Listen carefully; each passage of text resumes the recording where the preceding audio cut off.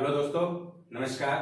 CrPC में आज हम पढ़ेंगे सेक्शन 437 को, जो डील करती है अजमानती अपराध में जमानत किस प्रकार से दी जाएगी। तो सेक्शन 437 कहती है कि अजमानती अपराध की दशा में कब जमानत ली जा सकेगी। इससे पहले हमने पढ़ा था सेक्शन 436 में अपराध कौन सा था, जमानती अपराध था, और जमानती अपराध में जमानत लेना अभियुक्त का अधिकार होता है, लेकिन अजमानती अपराध के अंदर जमानत लेना अभियुक्त का अधिकार नहीं होता है। ये कोर्ट के विवेक पे डिपेंड करता है और कुछ विशेष परिस्थितियां हैं जिसके आधार पर उसे जमानत दी जा सकती है, नहीं तो अजमानती अपराध के अंदर जमानत नहीं दी जा सकती।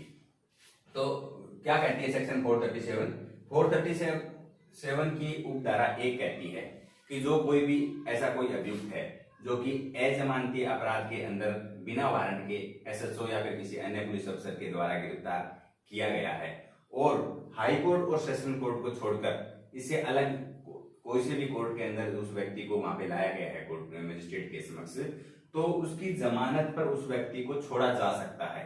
ये उपधारा 1 कहती है कि उसे जमानत पे छोड़ा जा सकता है, लेकिन इसके अंदर कंडीशन लगाई गई है, परंतु बताया गया है कि इस कंडीशन का अगर मामला आएगा तो उसके जमानत नहीं दी जाएगी। तो पहला परंतु किसका कहता है कि जिस व्यक्ति को कोर्ट के समक्ष पेश किया गया है वो व्यक्ति यदि मृत्युदंड या फिर आजीवन कारावास का जो अभियोग है उससे पहले इस प्रकार के जो इसके अंदर अभियोग में क्या है उसको दोष सिद्ध कर दिया गया है, इससे पहले एक बार उसको दोष सिद्ध अगर कर दिया गया है तो ऐसे व्यक्ति को जमानत नहीं दी जाएगी। दूसरी इसका परंतु ये कहता है कि इससे पहले ऐसे व्यक्ति को मृत्युदंड, आजीवन कारावास या फिर 7 वर्ष या उससे अधिक की सजा के अंदर उसे दोष सिद्ध किया गया है तो भी ऐसे व्यक्ति को जमानत नहीं दी जाएगी। तीसरी बात इसमें बताता है कि 3 साल या फिर 7 साल से कम सजा के अपराध के अंदर उसको दोष सिद्ध किया गया है 2 बार, उस व्यक्ति को जमानत नहीं दी जाएगी। ये कंडीशन इसके अंदर बताता है, लेकिन इसके अंदर भी एक परंतु आता है। यदि ये मामले भी आते हैं मजिस्ट्रेट के सामने कि व्यक्ति ने ये वाले काम भी कर रखे हैं, इसके बावजूद भी उसको जमानत दे दी जा सकती है। कैसे कि यदि वो जो व्यक्ति उसको कंडीशन इस क्राइटेरिया के अंदर आता हो। क्राइटेरिया क्या है कि उसकी एज 16 वर्ष से कम आयु का कोई व्यक्ति है, या फिर कोई स्त्री है, या फिर कोई रोगी व्यक्ति है, या फिर बहुत ही कमजोर शिथिलांग मतलब जैसे कि विकलांग वगैरह इस टाइप का कोई व्यक्ति है, तो उसको जमानत दी जा सकती है कुछ विशेष कंडीशन के अंदर। ये इसकी उपधारा इसके खंड 2 के परंतु में ये बात बताई गई है। अब इसमें दूसरी बात और कहता है कोर्ट कि अगर खंड 6 का सेकंड वाला मामला अगर आता है, जैसे खंड सेकंड में हमने ये पढ़ा था कि 2 बार दोषित होना या 1 बार दोषित व्यक्ति है, तो कुछ विशेष कारण अगर मजिस्ट्रेट को ऐसा लगता है कि किसी विशेष रीजन से जो रिकॉर्ड किए जाएंगे उसे जमानत दी जा सकती है इस मामले के अंदर। बाकी इसके अंदर कुछ और विशेष बात है नहीं। एक और बात इसके अंदर कहता है कि अन्वेषण के दौरान उसको जमानत इस आधार पे उसकी जमानत रद्द नहीं की जा सकती कि उस व्यक्ति की शिनाख्त की जानी है, जैसे कि टीआईपी वगैरह हम पढ़ेंगे तो टीआईपी होनी है, इसलिए अगर उसको ये ऑब्जेक्शन लगाया जाए कि इसकी जमानत मंजूर ना की जाए तो ये उसका पर्याप्त आधार नहीं माना जाएगा। उसे अगर जमानत का हक बनता है तो उसे जमानत दे दी जाएगी।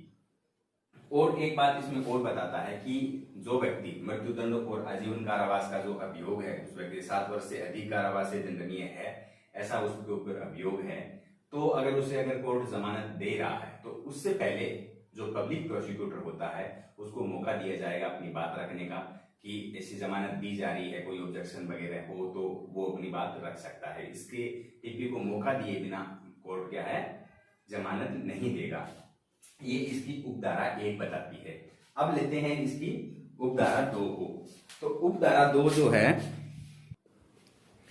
अब इसकी उपधारा जो 2 है वो ये बताती है कि जब ट्रायल चल रहा है या इन्वेस्टिगेशन चल रही है तो उस समय किसी भी समय ऐसा प्रतीत होता है कोर्ट को या फिर जो इन्वेस्टिगेशन कर रहा है उस ऑफिसर को, वो कोर्ट को बताता है, ऐसा प्रतीत हो जाए कि जिस व्यक्ति ने जो है जिसके ऊपर ये अभियोग लगा हुआ उसने अजमानती अपराध नहीं किया है, उसका जो अपराध है वो जमानती ही है, तो उसको क्या है जमानत दे दी जाएगी उपधारा 2 के तहत। इसके बाद इसकी उपधारा 3 कहती है कि जब किसी व्यक्ति को 7 वर्ष से अधिक सजा के मामले में उपधारा 1 के अनुसार छोड़ा गया है, मतलब इसके अंदर अभियोग अजमानती अपराध का अभियोग है, उसमें सजा क्या है 7 साल से अधिक का मामला है, उसमें उपधारा 1 के अनुसार उसे जमानत दे दी गई है। तो जब जमानत दी जाएगी तो कोर्ट उसके ऊपर निम्नलिखित शर्तें लगा सकता है।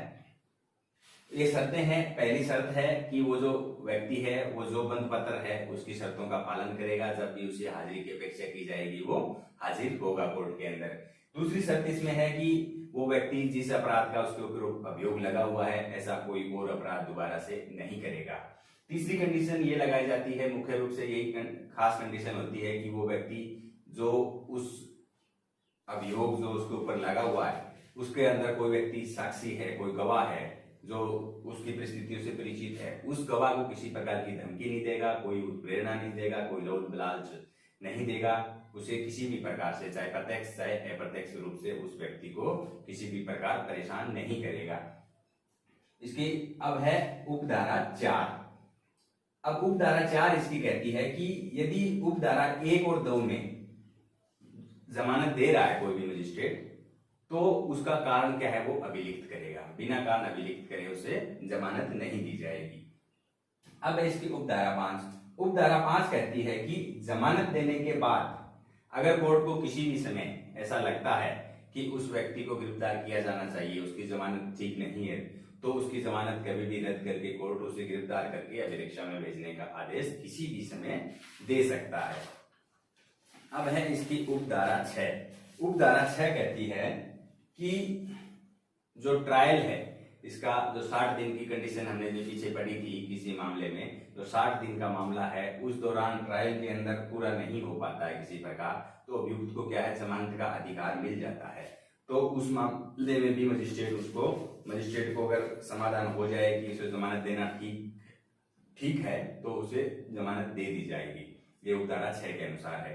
अब है इसकी उपधारा 7। उपधारा 7 ये कहती है कि जब अन्वेषण चल रहा है, ट्रायल चल रहा है, चाहे सजा सुनाने से पहले किसी भी समय कोर्ट को ऐसा प्रतीत होता है कि जो व्यक्ति जिसके ऊपर अभियोग लगा हुआ है अजमानती अपराध का, वो अभिरक्षा में अंदर निरुद्ध किया हुआ है, वो व्यक्ति दोषी ही नहीं है, ऐसा अगर प्रतीत हो जाए कोर्ट को तो कोर्ट उसे छोड़ सकता है कि जब भी निर्णय सुनाया जाए वो उस समय हाजिर हो, बाकी उसे पहले रिलीज कर सकता है।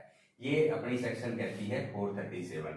तो मुख्य बात यही है 437 की कि अजमानती अपराध का जो भी मामला है उसके अंदर जमानत किस प्रकार दी जाएगी, उसके 2-4 कंडीशन को छोड़ के बाकी मामलों में कोर्ट क्या है जमानत दे देता है। अब पढ़ते हैं हम अगली सेक्शन, इसकी सेक्शन 437A।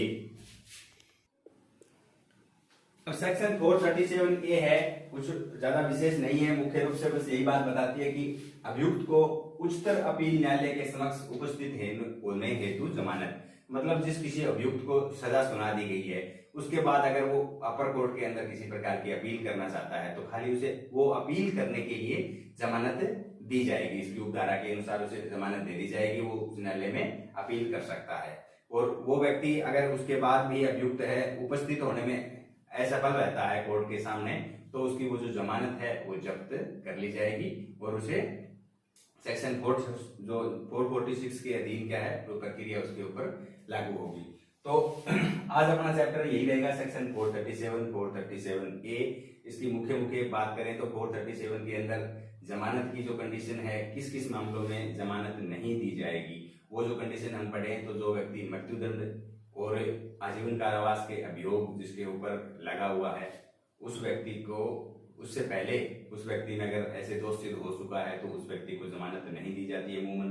और दूसरा वो व्यक्ति जिससे 7 साल से अधिक की सजा हो रखी है, उसमें दोष सिद्ध हो चुका है, उसको भी जमानत नहीं दी जाएगी। और 3 से 7 साल में अगर 2 बार दोष सिद्ध हो चुका है तो उनको जमानत नहीं दी जाती है उसकी 437 की उपधारा 1 के अनुसार। और यही सवाल अगर पूछ ले कि ये मामला होते हुए भी किन व्यक्तियों को अजमानती अपराध में जमानत दी जा सकती है, तो उसके अंदर आता है 16 वर्ष से कम आयु का कोई व्यक्ति, कोई स्त्री या फिर कोई रोगी या फिर कोई विकलांग व्यक्ति, तो उनको भी कोर्ट जमानत दे सकता है। तो आज का चैप्टर अपना इतना ही रहेगा। उम्मीद है आपको समझ आ गया होगा। धन्यवाद।